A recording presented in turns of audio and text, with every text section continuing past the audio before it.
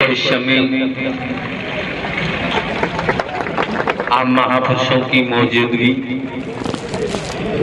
इस मानव मंगल मिलन सद्भावना समागम में देखी जा रही है। आप समस्त महापुरुषों का कर्तव्य बनता है, ये व्यवस्थाएं आपकी हैं। आपके ही बंधुजनों द्वारा अपना तन मन धन खर्च करते हुए इन व्यवस्थाओं को अंजाम दिया और आप भी सहयोगी हैं। जहां भी स्थान मिलता है आसन ग्रहण करें और तन्मयता आत्मीयता से एक एक शब्द को मन लगा के श्रवण करें। क्यों? उपस्थित समस्त महापुरुषों की जिम्मेदारी है कि आप लोग किसी मेले में नहीं आए, कोई नुमाइश नहीं है। दुनियावी जो सिस्टम होते हैं ऐसा यहाँ कुछ नहीं है।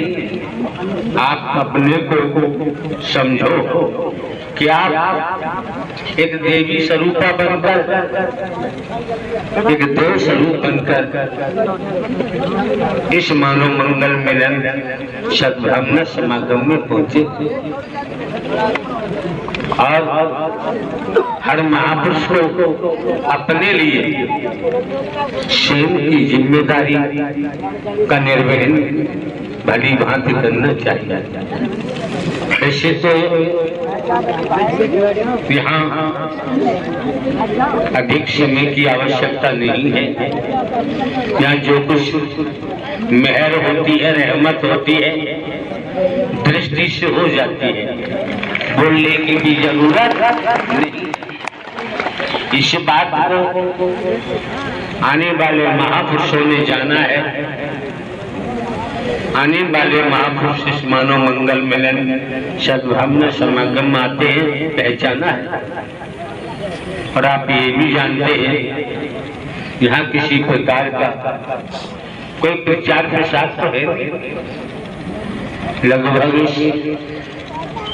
मानवीय कार्यों को जनहित के लिए दुनियावी कैलेंडर के मुताबिक हमको लगभग 26 वर्ष हो चुका है।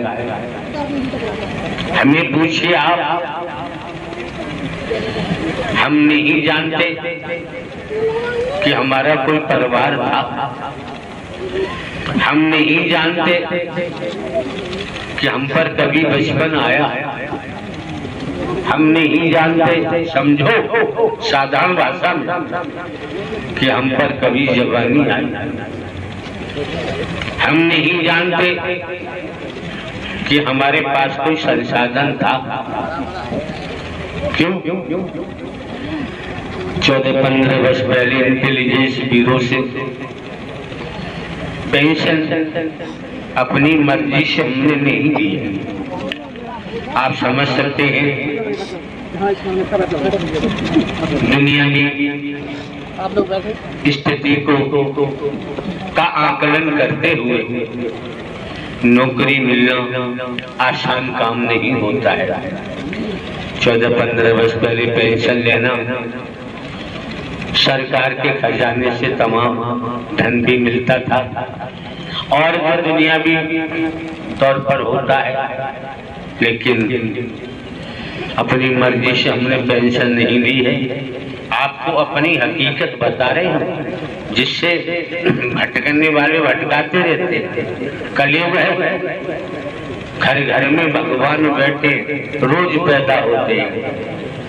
आपकी मर्जी है, कहीं जाओ, आपकी इच्छा। तो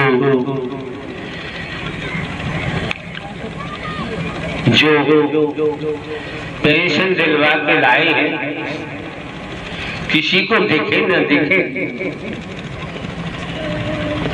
वही उन्होंने इस शरीर को माध्यम बनाया हुआ है, निमित्त मात्र बनाया हुआ है। ये शरीर मात्र माइक है। आप समझेंगे जब दुनियावी तौर पर हमारा कोई स्वार्थ है नहीं किसी प्रकार का, आप समझ सकते हैं जो अवस्था आने वाले महापुरुषों की देखी जाती है अनगिनत। हम कोई पैर पूजाई नहीं करवाते, कोई फूल माला नहीं लेते, किसी मान सम्मान की हमको जरूरत नहीं है। और आप ये भी जानते हैं लगभग 36 वर्ष दुनियावी कैलेंडर के मुताबिक हो चुका, कहीं पर भी आपने दान पात्र नहीं देखा होगा। किसी प्रकार का वस्तु पदार्थ या चढ़ावे का कोई प्रावधान नहीं है। और आप ये भी जानते हैं भिन्न भिन्न प्रांतों में, कस्बों में, शहरों में, नगरों में, महानगरों में, ग्रामीण अंचलों में आप ही लोग मनोमंगल मिलन सद्भावना समागम के आयोजन के लिए बुलाते हैं। जाना होता है, पहुंचना होता है। हर महापुरुष जानता है इतना अंतराल हो गया है, कहीं रुके कहीं ठहराए, ठहरे जहां आप लोग ठहराते हैं। कमेटी के महापुरुषों का भी हम भोजन ग्रहण नहीं करते। समझो, समझने का प्रयास करो। तनिक समझेंगे तो समझ में आता है। और ये समझ में आता है वैदिक काल का इतिहास क्या बताता है, वेदों में, शास्त्रों में, पुराणों में क्या आता है, ऋषि मुनि संत जन क्या बताते हैं, ज्ञान देते होंगे, ज्ञान बताते हैं। आप मंदिर जाए, पूजा करने जाइए, शिवालय जाए, पूजा करने शिवालय जाइए। आप काशी विश्वनाथ जाइए, आप मथुरा वृंदावन जाए, हरिद्वार जाए, आप जाइए, केदारनाथ मंदिर, जहां भी आपकी मर्जी है जाए, जाते होंगे। यहाँ कभी किसी पर कोई प्रतिबंध नहीं लगाया जाता है। और आप ये भी जानते हैं हमारे द्वारा अनेक बार कहा गया है आप राम जी की पूजा करें, आप स्वतंत्र हैं। आप शंकर, ब्रह्मा, विष्णु, राम, श्री कृष्ण, देवी दुर्गा, हनुमान जी, काली, गणेश जी, उनकी पूजा करें। यहाँ कोई जोड़ा तो है नहीं, न व्यवधान डाला जाता है। आप अपने जीवन को संचालित करने के लिए स्वयं जिम्मेदार हैं। आप अपने जीवन को किस दिशा में ले जा रहे हैं आप भली बात समझ सकते हैं। लेकिन जब आपका आगमन इस मानव मंगल मिलन सद्भावना समागम में हुआ है तो हमारे द्वारा लगभग 26 वर्षों से जनहित मानव कल्याण का कार्य ही किया जाता है, वो भी निःशुल्क। मानवता का ही फाउंडेशन रखा है। मानवीय आधार पर ये मानव मंगल मिलन सद्भावना समागम के आयोजन होते हैं, आप ही लोग कराते हैं। आप समझ सकते हैं आपको सद्ज्ञान भी मुहैया कराया गया है और सद्ज्ञान में बता दिया जिससे भटकने से बचो, भुलावी से बचो। तो सद्ज्ञान दिया कि मैं कौन हूँ, मैं आया कहाँ से हूँ, मेरा रूप क्या है, मेरा स्वरूप क्या है, मुझे क्या करना चाहिए, मैं कर कर रहा हूँ। स्पष्ट जाहिर कर दिया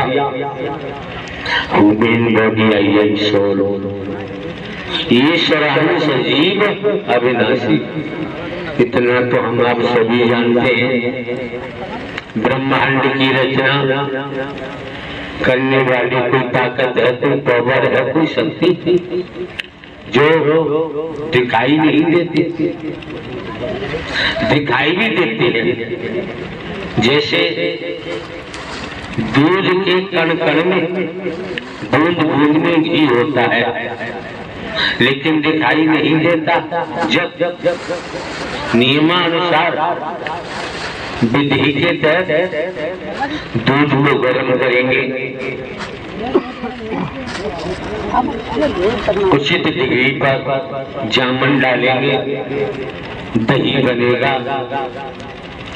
दही को मथेंगे तो लौनी निकलती है।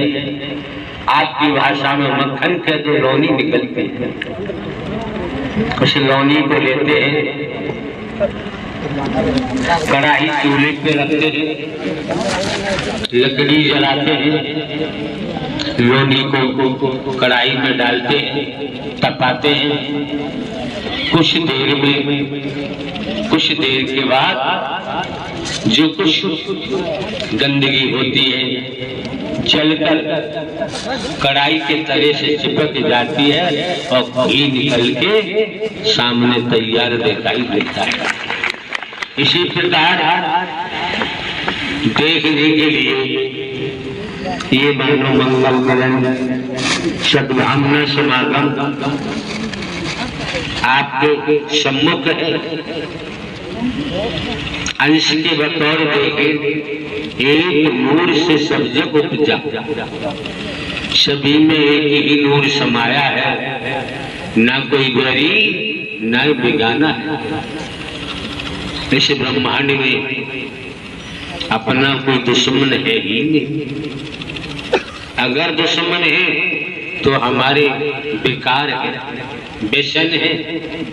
एक नहीं अनेक बेसनों में हम डूबे हुए हैं, बेकारों में डूबे पड़े हैं। अब ये कपड़े गंदे हैं